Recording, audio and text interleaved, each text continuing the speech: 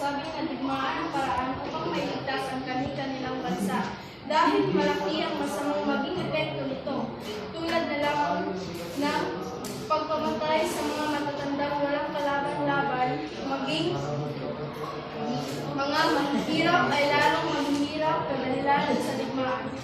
Dahilan din ito ng pagiging marahas ng malalakas na bansa sa mga mahihinang bansa.